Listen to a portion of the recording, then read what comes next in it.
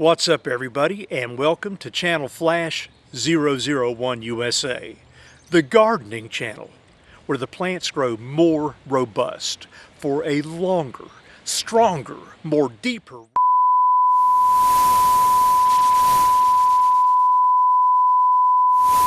What's up everybody, and welcome to the Channel Flash 001 USA gardening channel, at least for this video anyhow. Okay.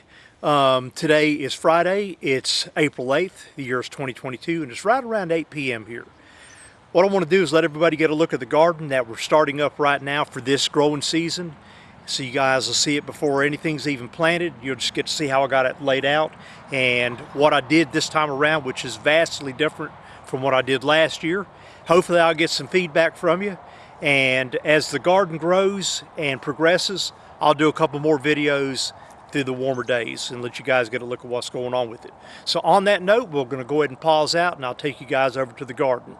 Now this is a couple of separate videos segmented together. It's just the way that I had to do it. So let's go take a look at everything.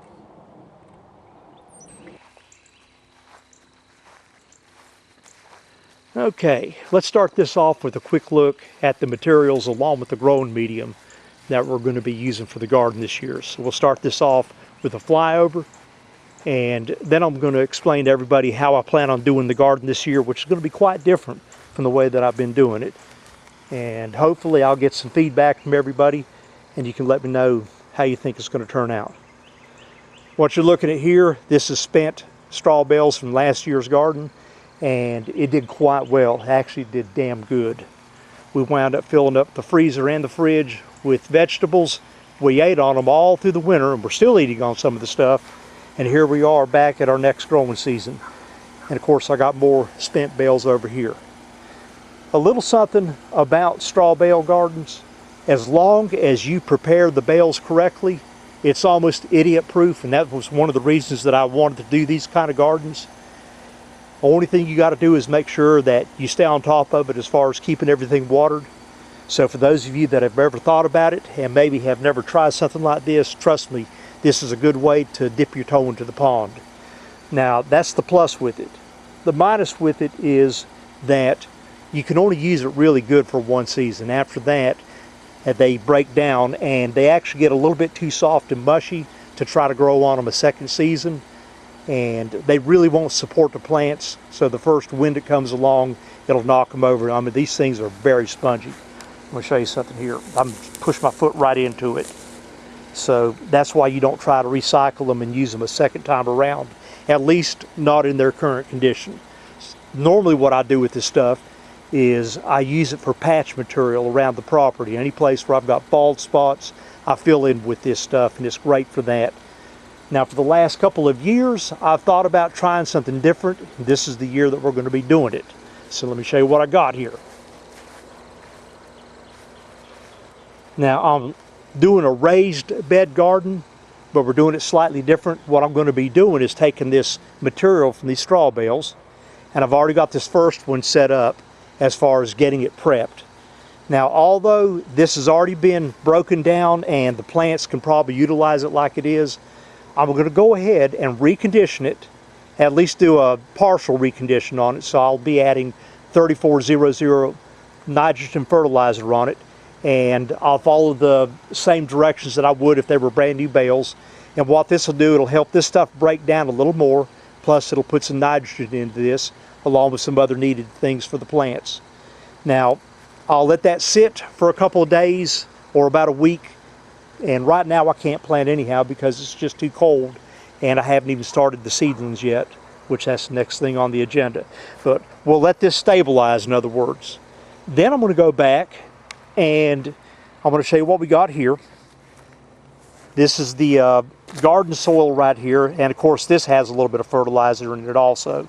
I've got a bunch of this, and I've got some cow manure, some black cow, and this stuff's pretty good. Now what they tell you if you're going to make a raised bed garden is you actually take one bag of this, or 50-50, however you want to look at it, and mix it to one bag of this stuff here. So this is going to be my topping soil. Now, once this stabilizes and all my beds are stabilized, I'll use that as a topping soil that goes on top of this. So hopefully when I get this set up and running, it'll take off and it'll kick mighty ass. And if that's the case, you guys will see it on some future YouTube videos. But that's my plan. And as you can see how I'm doing these beds here, it would have been nice to have gotten out here and done this with blocks or done this with wood, but I'm trying to do this as cheap and inexpensive as possible. So this is another reason for letting you guys see what I'm doing here. What I did is I'm using wooden stakes in the ground, and I'm using the same material that they bind hay bales with, this twine right here. And this stuff, man, it's like kryptonite. I'm going to tell you right now, the stuff just doesn't break down under the sun. I've used this stuff, not this right here, but I've had some in the past that I had gotten from old hay bales, and I tell you what, it'll last years, and you cannot pull it apart with your hands. So what I did is I made the beds like this. They stand 1 foot tall, and I'm using landscaper's cloth right here. I line all around this without covering the bottom because I want the roots to be able to reach into the bottom soil if they break through the straw down here. And I use that to hold everything in place. The good thing is that pretty much once this stuff settles, it's pretty much going to be self-sustaining as far as its shape goes. Anybody that's ever grown stuff in a flower pot, you know, at the end of the year, when you pull up the roots, you wind up with what? You wind up with a root ball that's shaped exactly like the inners of a flower pot. So this will be the same way. What I did to give this a little extra strength was I went in between each one of my stakes. You can hear how tight that is. This is so that it doesn't bulge out. I don't think that's going to be an issue anyhow. I did use a little piece of wood on each end of it, just for this one in particular. So I'll do the same thing with these guys here. As far as the landscaper cloth goes, I don't think I'll need to be running any string across anything, but if I do, it'll be across the centers through here. And if I wanted to, I could go X like this or plus here and then this way and keep the whole area as a growing area. So if I feel that I don't have the support, I can go back and do that. But let me show you what I'm using here. This is the same thing they use on the tractors. So I live out in a very rural area. So I got farmland all around me, and I'm amazed that we're not hearing roosters out here right now.